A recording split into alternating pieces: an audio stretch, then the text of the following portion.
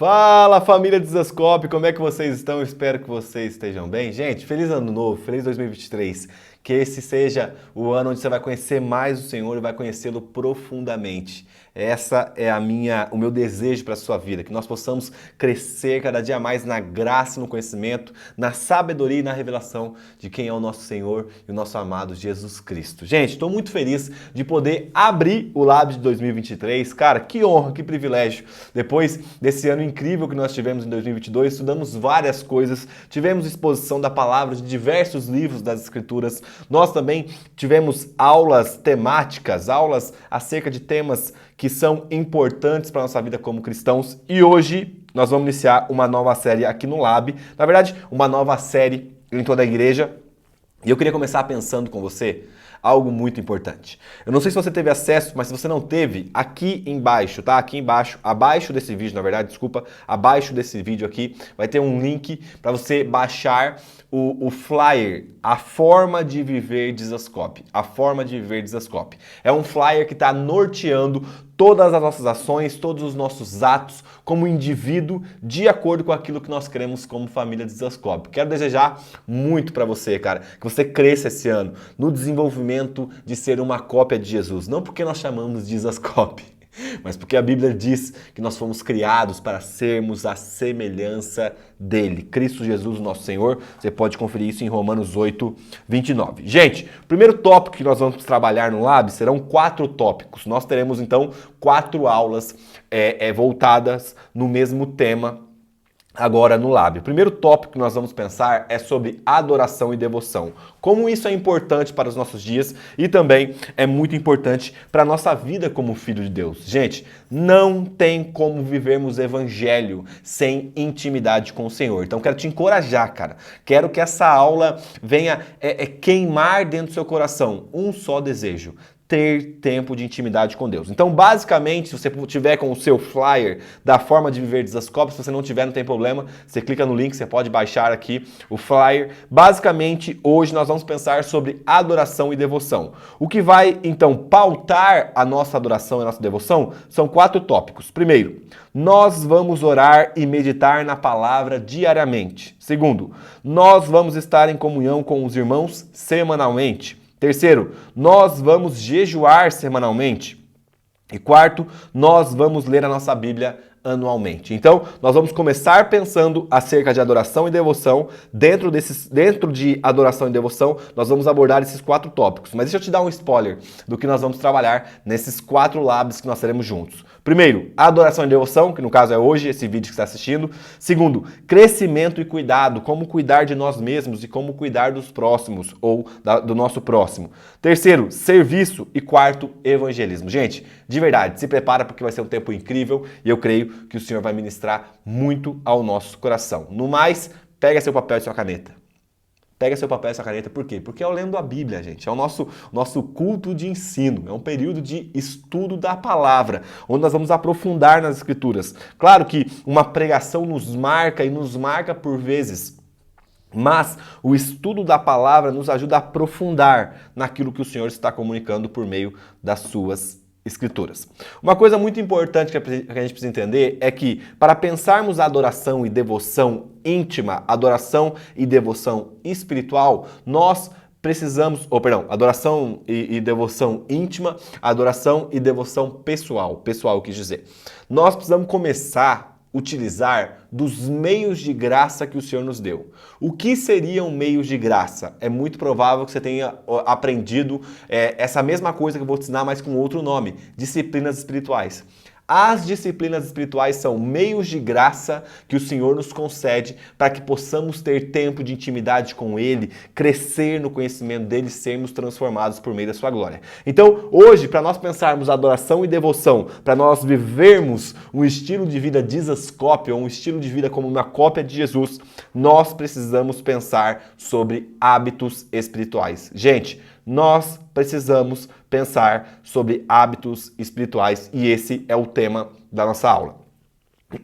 Eu queria pensar com vocês, então, começar essa nossa aula pensando 3 princípios chaves da graça para experimentarmos mais do Senhor. Anota aí, 3 princípios chaves da graça para experimentarmos mais do Senhor. Primeiro, ouvir a voz de Deus por meio da sua palavra. Segundo, ser ouvido por Deus por meio da oração. Terceiro, pertencermos ao seu corpo por meio da comunhão. Os meios de graça existem para que tenhamos comunhão profunda com Cristo e para que nós estejamos totalmente satisfeitos nele. Gente, culto passado, Tiago pregou, talvez você está assistindo, talvez numa data diferente, mas no dia 8 de janeiro, Tiago ministrou uma palavra muito marcante para a gente. Acerca de nós construirmos um lugar para a presença de Deus repousar, ou para a presença de Deus manifesta habitar. E sabe o que mais mexeu comigo? É que por vezes a falta de conhecimento da graça impede que as pessoas sejam intencionais na busca pelo Senhor. Então, eu queria começar aqui com uma frase do Dave Matthews, onde ele fala o seguinte sobre a graça. A graça de Deus está solta, contrariando nossas expectativas, invertendo nossas posições, frustrando o nosso senso de juízo e zombando de nosso desejo de controle. A graça de Deus está virando o mundo de cabeça para baixo. Deus está derramando sem acanhamento seu exuberante favor sobre pecadores indignos de todos os matizes ou de todas as raças e removendo completamente a nossa autossuficiência. Os meios da graça não têm a ver com ganhar um favor de Deus, constrangê-lo ou controlar as suas bênçãos, mas com nos preparar para nos saturarmos de forma consistente da tua glória. Gente, você não entendeu? Volta aí o vídeo e assiste e ouve de novo essa leitura. Que frase marcante, que frase marcante. Me marcou muito, porque compreendermos a graça do Senhor nos traz a consciência de que nós temos liberdade. Para quê? Para acessarmos um ambiente de intimidade e comunhão com o Senhor. Não é pelo que você fez, não é pelo que você faz, não é pelo que você pode entregar, pelo que você não pode entregar. O que nos dá livre acesso, o caminho que foi aberto, o novo caminho, nos foi dado por meio do sacrifício de Cristo Jesus. Então presta atenção. Quando entramos diante do Senhor, é como se o Senhor olhasse para nós por meio de Cristo. Ele observa a gente por meio de Cristo. Então nós somos santos. Claro, se você pecou, você precisa se arrepender. Você precisa recorrer a essa graça que te abriu uma nova porta também para que ela te transforme.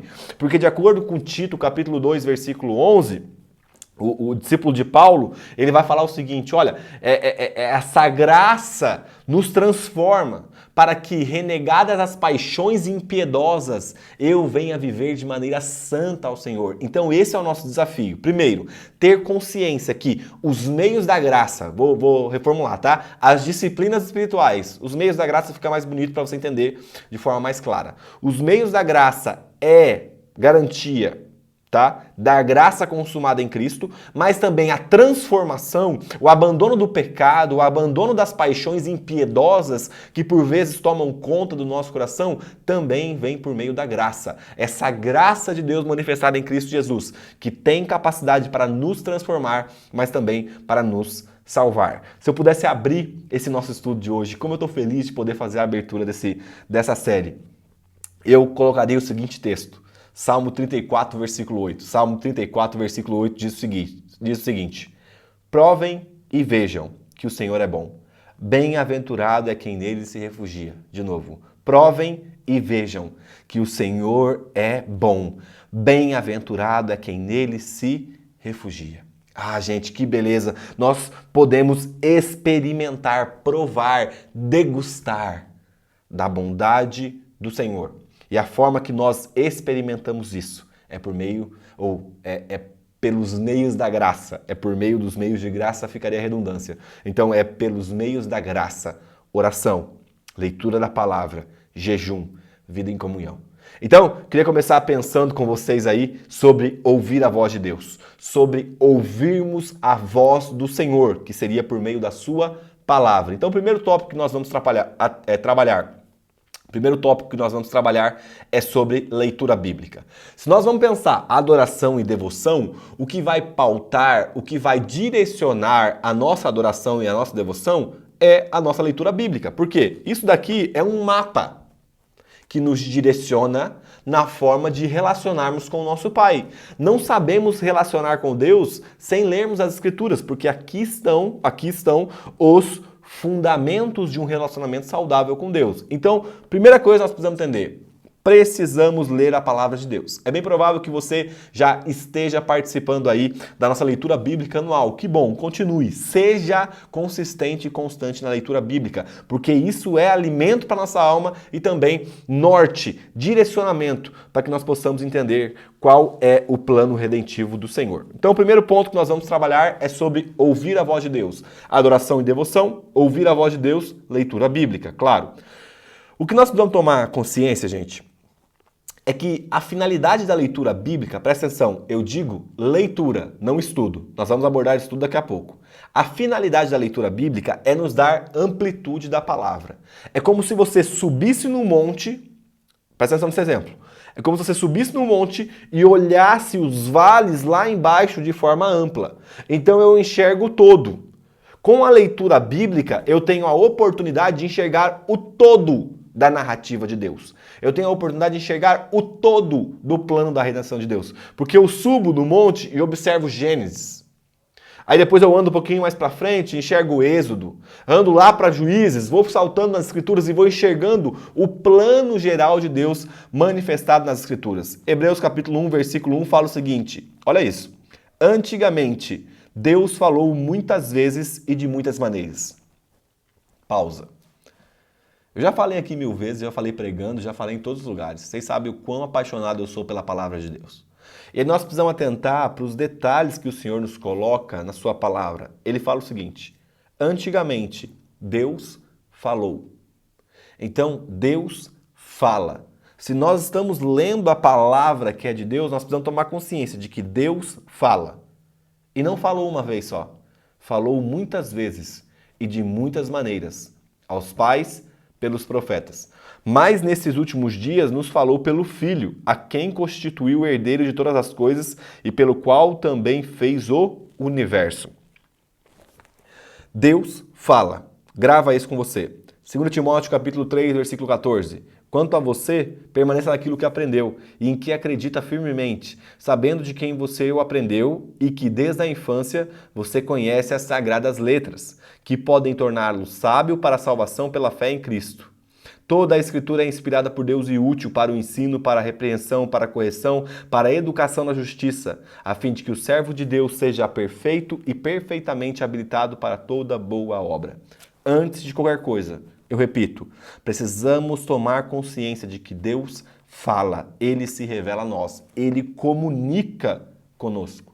Presta atenção, a palavra de Deus é o meio pelo qual nós ouvimos a voz de Deus. Deus fala. O nosso Deus, o Deus do Evangelho manifestado em Jesus Cristo, o Deus judaico-cristão, o Deus manifestado na palavra, não é um Deus impessoal.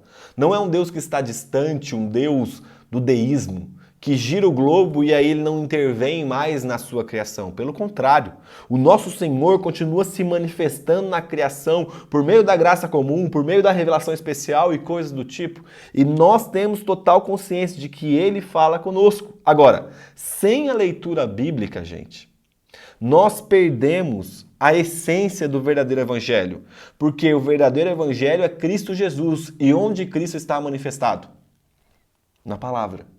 Então, ouvir a voz de Deus nesse âmbito da adoração e da devoção é extremamente importante. E nós precisamos entender que Deus fala por meio da sua palavra. Olha que frase bonita. Deus se autoexpressou na palavra, e essa palavra foi perfeitamente guardada para que nós os conhecêssemos de forma profunda. De novo, Deus se autoexpressou. Deus fez uma biografia de si. Deus se autoexpressou na sua palavra, e essa palavra foi perfeitamente guardada para nós. Ou melhor, e essa palavra foi perfeitamente guardada para que nós o conhecêssemos de forma profunda. Então, ler a palavra é extremamente essencial para que nós tenhamos adoração e devoção ao Senhor. Agora, claro que quando você vai ler a palavra de Deus, existe uma ciência, Existe umas regrinhas no jogo que é necessário para lermos a palavra. Por que nós vemos muita gente, talvez, construindo conceitos errados, falando coisas erradas acerca da palavra de Deus? Porque não seguiu a regrinha do jogo. Na interpretação bíblica é muito importante que você observe três coisas. Primeiro, observação. Segundo, interpretação. E terceiro, aplicação. Então você que está fazendo seu plano de leitura bíblico, pensando no modo de viver de Zascope, como viver de Zascope, você precisa ter em mente, quando você estiver lendo a tua palavra, três coisas. Primeiro, observação. Observação diz respeito a ler com atenção. Você não lê com a notificação do celular ligada. Você não lê com o rádio tocando, a televisão ligada, um louvor no rádio. Não. Você lê atentamente. Você lê de forma zelosa. E então, havemos de pecar porque não estamos debaixo da lei e sim da graça? De modo nenhum. Será que vocês não sabem? E aí eu leio aqui. Eu permito que o texto tome conta totalmente da minha mente, da minha atenção, do meu foco. Uma dica. Se você tiver dificuldade com o foco ou com prestar atenção onde você está lendo, use o seu dedo indicador para seguir as linhas, tá? Então, leia seguindo as linhas. Isso vai ajudar a mostrar para o seu cérebro onde você quer prestar atenção no momento. É como se falasse, ó cérebro, tem muita coisa acontecendo ao meu redor, mas eu quero que você atente para isso agora. Usa o seu dedo indicador, você vai ver que vai te ajudar. Então, primeira coisa, a ciência para lermos a palavra, que é o meio que Deus comunica conosco. Gente, presta atenção. Presta atenção aqui. Às vezes a gente vai muito rápido. Você tem a oportunidade de pausar, voltar ao vídeo e assistir mais vezes. Mas você precisa ter algo em mente. Deus se comunica. Deus se autoexpressa para nós. E a forma mais segura de ouvirmos a Deus é por meio da palavra. A forma mais segura de ouvirmos a Deus é por meio da palavra. Não tem como você declarar para mim cristão, sendo que você não se relaciona com Deus que foi revelado na palavra. Você pode estar se relacionando com Deus que você criou na sua mente. Agora, com o Deus da palavra, é esse, que está nas Escrituras, que está na sua Bíblia. A Bíblia que está na sua casa, a Bíblia que está nas minhas mãos aqui.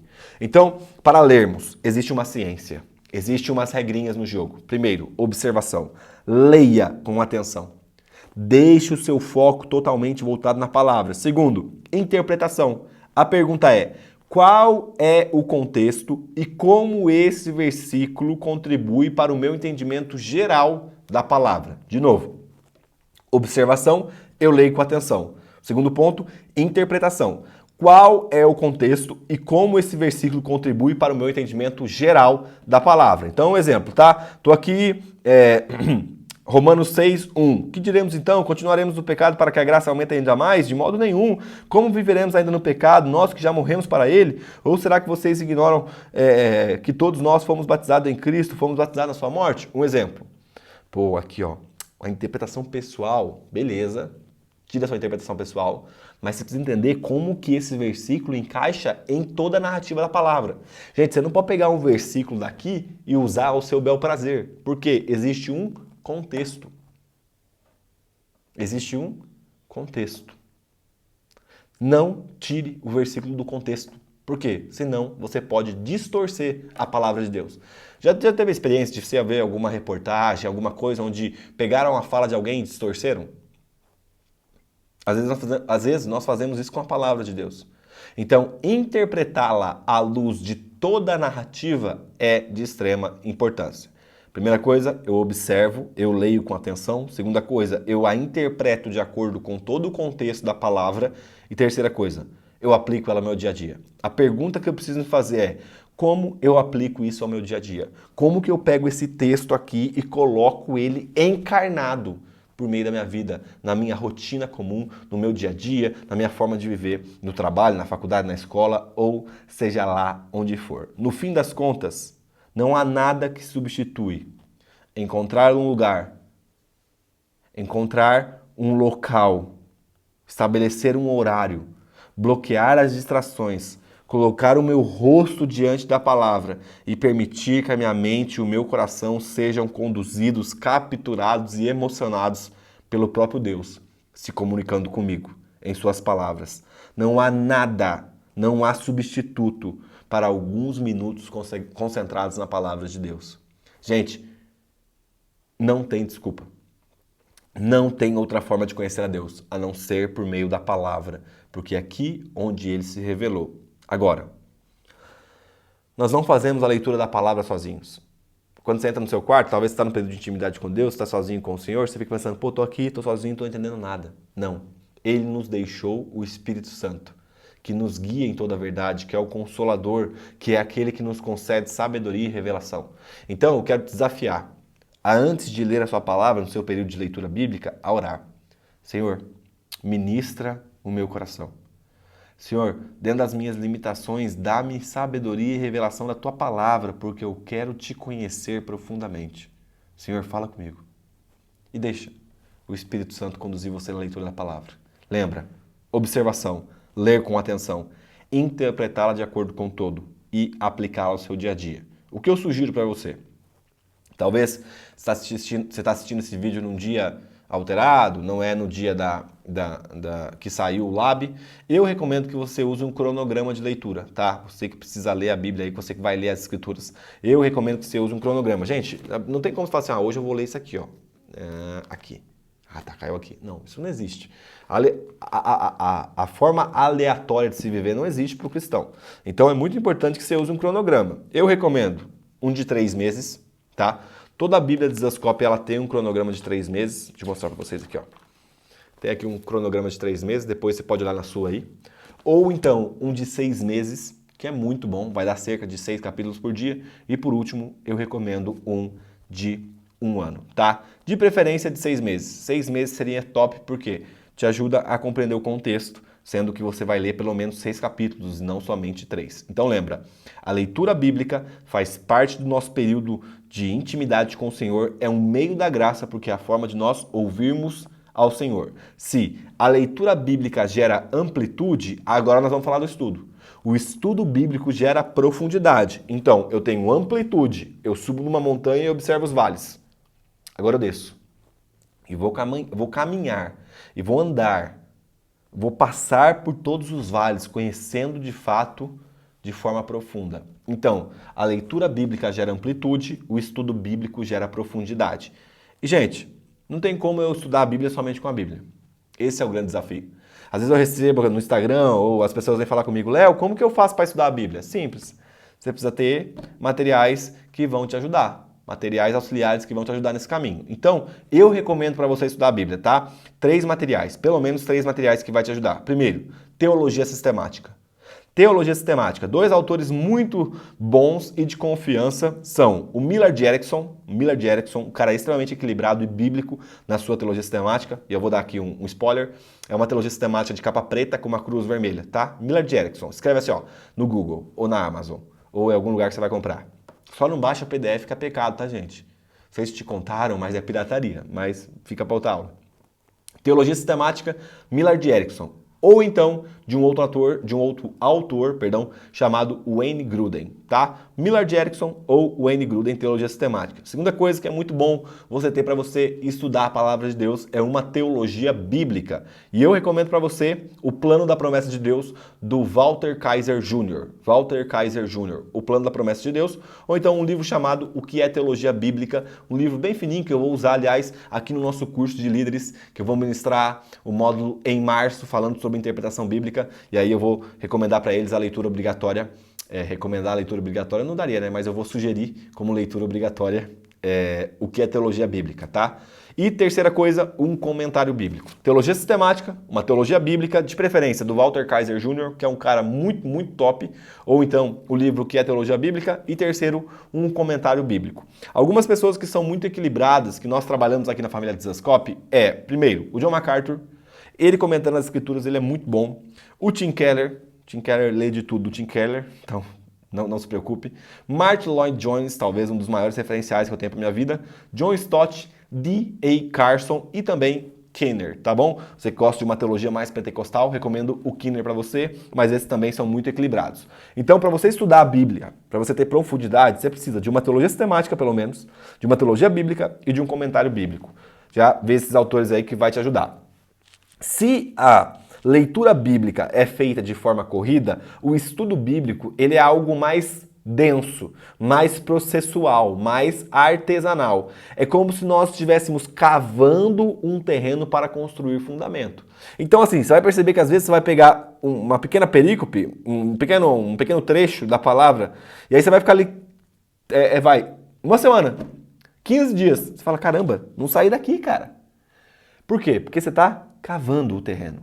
Você está entrando na profundidade do texto. Você está fazendo isso como se fosse um processo artesanal. E esse é o nosso desafio ao estudar. Permitir que o tempo, o zelo, a dedicação nos aprofunde no texto. Recapitulando, a leitura bíblica gera amplitude.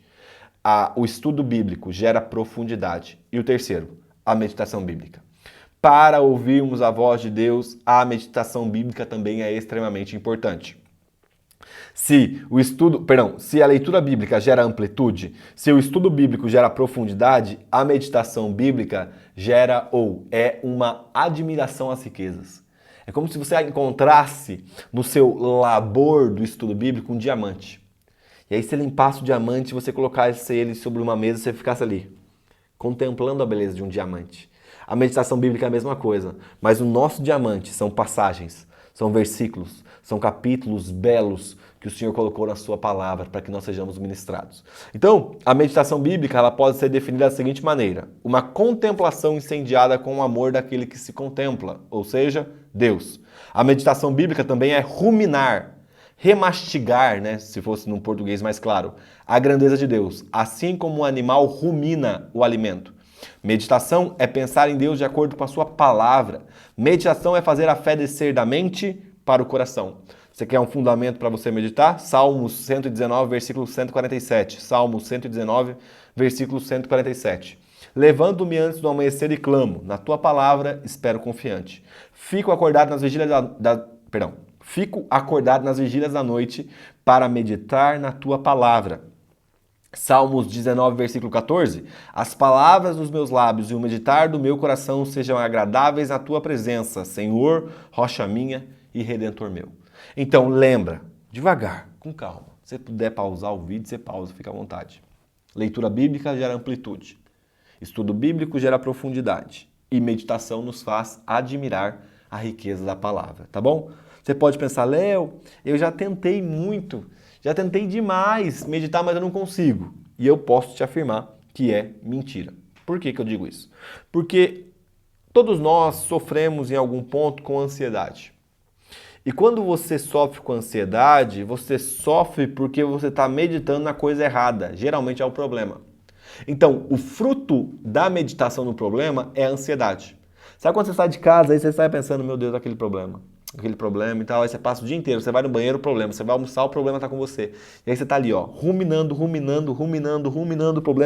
problema, meu Deus, o problema. Você vai dormir, o problema está com você, o que você está fazendo? Você está meditando.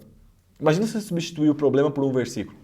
Esse é o nosso desafio. Ruminar, meditar a palavra de Deus. Admirar as riquezas da palavra de Deus. Então, leitura bíblica, estudo bíblico e meditação são pontos para ouvirmos a voz de Deus. Agora, Deus não só fala, como Deus também escuta.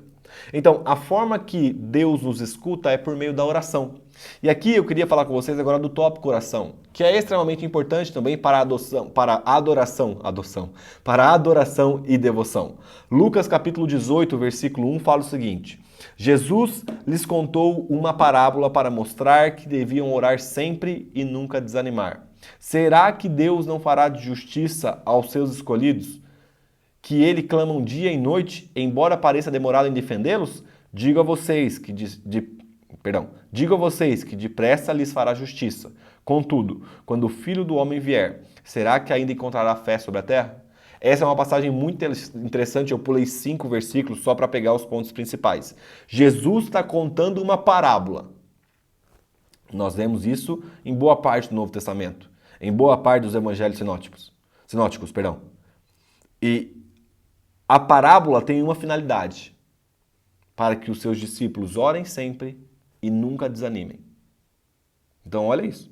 Jesus está contando uma parábola para os discípulos orarem sempre e não desanimar. E o que nós fazemos? Nós desanimamos sempre e oramos nunca. Esse é a nossa vida. Só que Jesus contou uma parábola para fazermos o inverso, orar sempre e nunca desanimar. E aí, a gente precisa entender que a desmistificação da oração é algo que nós precisamos voltar sempre. Porque a gente pensa que a oração é algo que envolve expressões angelicais voando no ambiente, a luz estourando, a parede tremendo, enquanto oração é: Pai, em nome de Jesus, hoje eu quero abrir o meu coração para o Senhor. Pedir que o Senhor me dê graça para conquistar esse dia, Senhor. O Senhor sabe dos meus pecados, das minhas dificuldades, e eu peço perdão a Ti. Peço que a Tua graça, que foi evidenciada na cruz, transforme o meu coração também, para que eu venha viver de maneira digna a Ti. Senhor, eu Te amo, porque o Senhor me amou primeiro. Senhor, eu Te agradeço pelo sacrifício de Cristo, eu Te agradeço pelo Espírito Santo habitando dentro de mim, mas eu careço da Tua glória. Em outras palavras, oração é falar com Deus. Oração é se comunicar com aquele que se comunicou com você primeiro, o Senhor. E sabe, a oração, ela não deve começar com uma necessidade. Geralmente a gente já começa: Senhor, o boleto, tá faltando dinheiro. Mas a gente tem que começar a oração com a consciência da generosidade de Deus. Começar a oração, o nosso período de oração, conscientes da generosidade de Deus. Então deve ser adoração e então petição. Um exemplo bíblico para vocês entenderem: Efésios capítulo 1, versículo 3. Efésios capítulo 1, versículo 3. Então, Efésios capítulo 1, versículo 3 diz o seguinte. Olha, então, vamos lá. Perdão. Vou falar com vocês de novo. Lembra da estrutura? Adoração e petição. Nós vamos ver o apóstolo Paulo expressando para nós uma oração que deve seguir esse padrão, tá? Ele fala o seguinte. Então, primeiro, a adoração. Ele vai ter um período de adoração do 3 ao 12. Ele fala o seguinte: Bendito seja o Deus e Pai de nosso Senhor Jesus Cristo, que nos abençoou com todas as bênçãos espirituais nas regiões celestiais em Cristo, antes da fundação do mundo. Então, ele está bendizendo a Deus. Deus nos escolheu nele para sermos santos e irrepreensíveis diante dele. Em amor, nos predestinou para ele, para sermos adotados como seus filhos por meio de Jesus Cristo, segundo o propósito de sua vontade, para louvor da glória de sua graça, que ele nos concedeu gratuitamente no amado. Então, ele começa expressando: Bendito seja Deus e Pai de nosso Senhor Jesus Cristo. Aquele que nos escolheu, aquele que nos predestinou, aquele que nos chamou para ele, aquele que nos deu graça no nosso amado.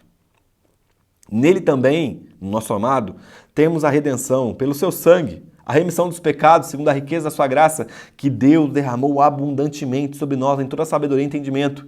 Ele nos revelou o mistério da sua vontade segundo o seu propósito, que ele apresentou em Cristo, de fazer convergir nele, na dispensação da plenitude dos tempos, todas as coisas, tanto as do céu como as da terra. Em Cristo fomos também feitos herança, predestinados segundo o propósito daquele que faz todas as coisas conforme o conselho da sua vontade, a fim de sermos para louvor de sua glória. Nós, os que de antemão esperamos em Cristo. Nele também vocês, depois que ouviram a palavra da verdade, o evangelho da salvação, tendo nele crido, receberam o selo do Espírito Santo da promessa. O Espírito é o penhor da nossa herança, até o resgate da sua propriedade, em louvor da sua glória. Então olha isso, o apóstolo Paulo começa a sua oração expressando adoração a Deus, expressando amor, gratidão, pelo quê? Pela generosidade de Deus. Agora, a partir do versículo 16, então, ele começa a orar com uma petição. Ele fala o seguinte: Não cesso de dar graça a vocês, não cesso de dar graça por vocês, mencionando-os nas minhas orações. Aí ele fala: peço. Então, depois de 9 versículos adorando, bendizendo a Deus pelo que ele já tinha, ele começa então a sua petição. Peço ao Deus de nosso Senhor Jesus Cristo, o Pai da glória, que conceda a vocês espírito de sabedoria e de revelação no pleno conhecimento dele. Peço que ele ilumine os olhos do coração de vocês, para que vocês saibam qual é a esperança da vocação de vocês, qual é a riqueza da glória na sua herança nos santos, e qual é a suprema grandeza do seu poder sobre nós, os que cremos, segundo a eficácia da força do seu poder.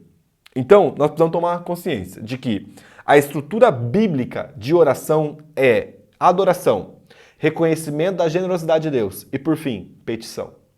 Adoração, reconheça a generosidade. Paulo começa: Bendito seja Deus e Pai, entendeu? E depois, a partir do versículo 16, ele começa então com a petição. Mas, gente, deixa aqui algo fixado entre nós. E sabe, se você precisar tirar um ensino sobre oração, eu queria que você gravasse isso, porque isso é muito importante. O fim último da oração não é obter as coisas de Deus. De novo. O fim último da oração não é obter as coisas de Deus, mas obter o próprio Deus. Quando nós oramos, não oro para ter as coisas que Deus pode me dar. Eu oro para que Ele dê a si mesmo por mim, para que eu possa conhecê-lo ainda mais. Esse deve ser o foco da nossa oração. Eu oro para tê-lo mais. Eu oro para conhecê-lo mais. Eu oro para ter Ele, para obter mais de Deus. Se eu pudesse te dar, então, uma estrutura mais completa, uma estrutura um pouco mais cheia, mais clara da oração, eu colocaria em 4 pontos. Então, 4 pontos de uma oração bíblica. Primeiro, adoração, porque Ele é santo. Eu adoro porque Ele é santo. Segundo, confissão de pecados, porque Ele é misericordioso. Terceiro, eu sou grato, pois Ele é gracioso. Quarto, Ele é súplica, pois Ele é amoroso e atencioso. Então, de novo, 4 pontos de uma oração. Primeiro, eu o adoro, pois Ele é santo. Segundo, eu confesso os meus pecados, porque Ele é gracioso e misericordioso. Terceiro, eu sou grato, porque a graça dele é evidenciada no simples fato de eu estar vivo. E quarto, eu suplico, porque Ele é um Pai amoroso e atencioso. Gente, presta atenção. Nós somos ouvidos por Deus. E nós precisamos aproveitar disso? Nós usamos o ouvido de várias pessoas aí para falarmos o que a gente quer. E a grande questão é que a gente esquece que, por vezes, o próprio Senhor nos ouve. Então, toma consciência disso. O Senhor ouve você. Presta atenção. Somos ouvidos por Deus e precisamos aproveitar disso o máximo. Nós somos ouvidos por Deus e precisamos aproveitar disso o máximo. E sabe, Mateus capítulo 6, versículo 7, vai nos dar, então, mais alguns direcionamentos acerca da oração. E Jesus mesmo falando fala o seguinte: e orando, Mateus 6, 7. E orando, não usem vãs repetições como os gentios, porque eles pensam que por muito falar serão ouvidos. Não sejam, portanto, como eles, porque o Pai de vocês sabe que vocês precisam, antes mesmo de lhe pedirem. Portanto, orem assim, conscientes de que o nosso Pai sabe do que a gente precisa, antes mesmo da gente pedir. Pai nosso que estás nos céus, santificado, primeiro gratidão, seja o teu nome. Aí eu faço um pedido. Venha o teu reino. Seja feita a tua vontade, assim na terra como no céu. O pão nosso de cada dia nos dá hoje. Perdoa-nos as nossas dívidas, assim como também perdoamos aos nossos devedores. E não nos deixe cair em tentação, mas livra-nos do mal. Pois teu é o reino, o poder e a glória para todos sempre. Amém. E eu quero que vocês tenham consciência de Romanos 8,15. Assim como Cristo nos instrui a orarmos a Deus como Pai e não como um Deus irado, um Deus distante, um Deus bravo ou coisa do tipo, Romanos também, quando Paulo escreve a carta dele à igreja que estava em Roma, ele fala o seguinte: porque vocês não receberam um espírito de escravidão para viverem outras vezes, porque vocês não receberam um espírito de escravidão para viverem outra vez atemorizados ou com medo, mas receberam o espírito de adoção, por meio do qual clamamos Abba, Pai. O próprio Espírito confirma ao nosso espírito que somos filhos de Deus. Então presta atenção. Quando você ora a Deus, você ora a um Deus que é o seu Pai. Um Deus que não está bravo, um Deus que não está irado, um Deus que está saciado no sacrifício de Cristo. E nós podemos entrar e comungar com Ele. Nós podemos experimentar de um relacionamento de paz. A nossa oração é a um Deus que é o nosso Pai. Agora, talvez tenha dificuldade de começar um ambiente de oração. E assim como eu dei para vocês aqui os 4 pontos da oração, adoração, confissão de pecados, gratidão e súplica, eu queria dar 5 sugestões para você. 5 sugestões para você construir um ambiente de intimidade com Deus. Primeiro, crie o seu quarto. O que eu quero dizer quando eu falo isso? O seguinte: encontre um lugar habitual para a oração íntima. Se não conseguir localizar, crie um, e isso te ajudará a ter foco. Quando eu estou num ambiente que eu tenho consciência que esse ambiente é o meu lugar de oração, eu vou para aquele lugar já focado. Eu vim aqui para orar. E talvez você fale assim, Léo, mas aqui a minha casa é pequena e tal, então não dá, eu não tenho um quarto. Se for possível, eu use um quarto, eu tenho um quartinho de oração. Mas talvez você não consegue. Então, separe uma cadeira.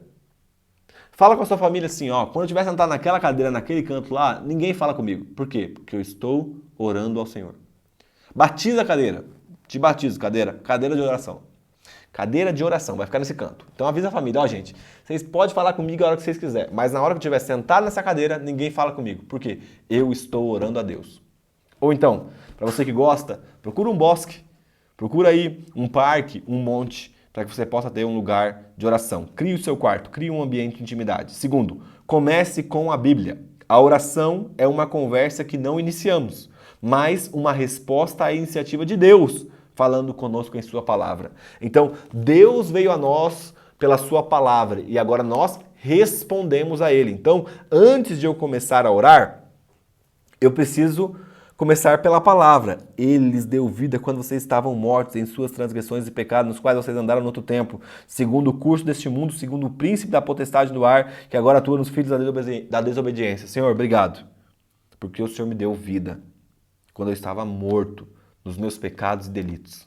Obrigado porque foi a partir de ti a salvação e não a partir de mim. Então, eu começo minha oração a partir daquilo que ele comunicou comigo pela sua palavra. E, gente, crie o seu quarto. Comece com a Bíblia. Mas também adore, confesse, agradeça e suplique, tá? Siga a estrutura que eu citei para vocês anteriormente. Exponha os seus desejos. Desenvolva-os. Gente, não tem vergonha não de falar com o Senhor. Senhor, está faltando dinheiro. E é isso aí, Deus. Está faltando dinheiro. A real é essa. Está faltando dinheiro. E eu não vou mentir, porque Deus já sabe. Então, exponha diante de Deus os seus fardos e as suas necessidades. Seja honesto e íntegro. Expresse o seu coração ao Pai. Ele já sabe das suas dificuldades, mas Ele quer ouvir de você. Então, não tenha vergonha não, gente, de falar para Deus. Porque Ele já sabe. Então, você tem que falar. Você tem que ser sincero. Deus, é o seguinte... Ó, fiz alguma coisa errada ali, eu pequei, eu peço perdão para o Senhor. Que a tua graça me banhe, que o sangue do Cordeiro me purifique nesse momento. Mas eu preciso da ajuda. Um exemplo, aqueles que lutam. Senhor, eu luto contra a mentira. Senhor, eu não consigo parar de mentir. Senhor, eu luto contra a pornografia. Senhor, eu não consigo parar de colocar os olhos nesses vídeos horríveis. Senhor, eu luto contra a gula. Senhor, eu luto contra o roubo. Senhor, exponha o seu coração diante de Deus. Não tenha vergonha. Até porque nós não conseguimos impressionar Deus. Porque Ele já sabe. Tá? Não sei se você sabe, mas eu estou te contando aí. Então vamos lá. 5 sugestões para uma oração íntima. Crie o seu quarto, encontre um lugar habitual, legal para esse momento. Comece com a Bíblia. Adore, confesse, agradeça e suplique. Use a estrutura que eu disse alguns minutos antes. Exponha os seus desejos e desenvolva-os. E por fim, renove sempre. Atente-se para os seus tópicos de oração. Por quê? Nem todos os dias ou nem em todos os ciclos da sua vida você está passando pela mesma coisa. Então, exponha para o Senhor aquilo que está passando no momento. Não tenha vergonha. E por fim, permita que o Senhor mude os desejos do seu coração por meio da oração. Sabe, Tiago, carta de Tiago, abre comigo aí, Tiago, capítulo 4. Vamos ver o que Tiago fala sobre os desejos do nosso coração e sobre a nossa oração. Tiago, capítulo 4, ele fala o seguinte, versículo 1, Tiago 4:1. De onde procedem as guerras e as brigas que há entre vocês? De onde, senão dos prazeres que estão em conflito dentro de vocês? Vocês cobiçam e nada têm. Matam e sentem inveja, mas nada podem obter. Vivem a lutar e a fazer guerras, nada têm porque não pedem. Pedem e não recebem, porque pedem mal, para esbanjarem em seus prazeres. Vou de novo. Tiago está ensinando a gente a orar, gente. O apóstolo Tiago, ele é um apóstolo. O livro que está aqui é canonizado, é um livro santo. A carta de Tiago é uma carta santa. É uma carta que faz parte das Escrituras. É voz de Deus. Inspirado pelo Espírito Santo, Tiago escreve: De onde procedem as guerras e as brigas que há entre vocês? De onde, senão dos prazeres que estão em conflito dentro de vocês? Vocês cobiçam e nada têm. Matam e sentem inveja, mas nada podem obter. Vivem a lutar e a fazer guerras, nada têm porque não pedem. Pedem e não recebem porque pedem mal, para esbanjarem em seus próprios prazeres. A nossa oração também tem que ser transformada, gente. Porque às vezes eu estou pedindo para o Senhor uma Ferrari, uma mansão, enquanto é muito mais por um desejo vaidoso do que a necessidade de cumprimento do propósito. E de verdade, presta atenção, é algo que eu costumo falar bastante. O Senhor pode nos dar uma Ferrari, uma mansão, se isso for para cumprir o propósito dele por meio de nós aqui na terra. Mas se não for, é desejo vaidoso do nosso coração. Então, para termos um momento de oração, para sermos ouvidos por Deus de forma sincera e íntegra, precisamos permitir que a palavra transforme até mesmo os nossos desejos e os nossos sentimentos. Meus amigos, seguinte, nós optamos por fazer um corte nessa aula, porque essa aula ficou muito grande, porque é muito conteúdo, e eu espero que você possa aproveitar ao máximo. E para isso nós vamos encerrar então agora no tópico oração, tá bom? A aula 2 sairá na semana que vem, onde nós abordaremos o tópico de jejum e também de comunhão. É muito importante você entender porque eu vou estar com a mesma roupa. Mas também para você entender esse corte seco na aula. A aula ficou muito comprida e o conteúdo é muito rico e eu não quero que vocês percam isso. Então, eu quero te encorajar, tá? A nesse momento meditar no que nós estudamos até aqui. Nós abordamos leitura bíblica, estudo bíblico, meditação e oração. Na semana que vem, vocês terão a aula de jejum e de comunhão. No mais, Deus abençoe vocês, valeu e até semana que vem.